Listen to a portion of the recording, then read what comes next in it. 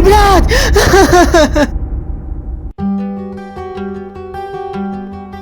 বাবা, আমি স্কুলে যাচ্ছি। হ্যাঁ বাবু, যাও।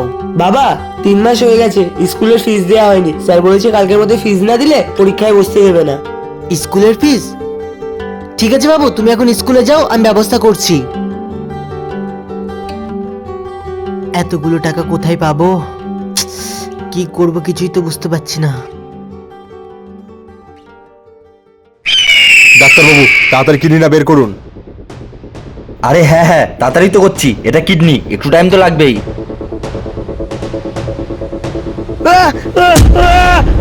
আরে বাচ্চার কান্নার আওয়াজ, আওয়াজটা তো এদিক থেকে আসছে। এই, কোথায় ঢুকছিস? আমি এখান থেকে একটা বাচ্চার কান্নার আওয়াজ পেয়েছি। এখানে কোনো বাচ্চা নেই, যা এখান থেকে। ওই তো একটা বাচ্চার পা দেখতে পাচ্ছি। বল তোরা এখানে কি করছিস, না কিন্তু আমি পুলিশ ডাকবো।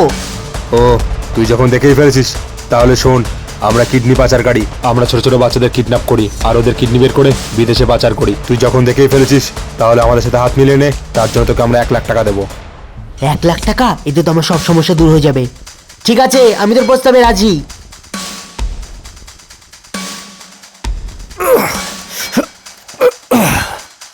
এই লাশটা নিয়ে গিয়ে জঙ্গলে ফেলে দে। ঠিক আছে।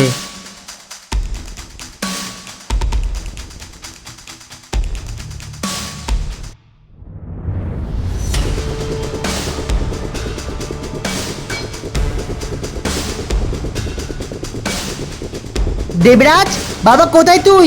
দেখ, তোর স্কুলের ফিস নিয়ে চলে এসেছি। দরজায় তো শিকল মারা দেখছি। তাহলে কি ও এখন স্কুল থেকে আসেনি?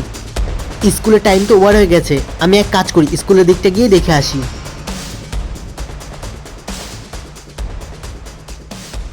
স্কুল তো বন্ধ দেখছি। তাহলে দেবরাজ কোথায় গেল?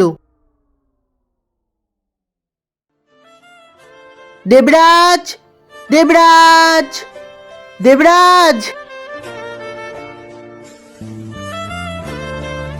সকাল থেকে বিকাল হয়ে গেল, কিন্তু দেবরাজ কোথায় চলে গেল?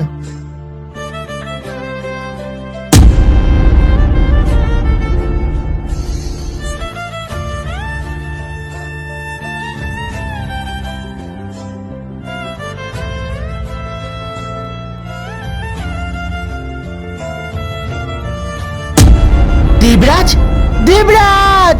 দেবরাজ! তাহলে কি বুঝলেন বন্ধুরা, অসৎ পথের ফল কখনোই ভালো হয় না।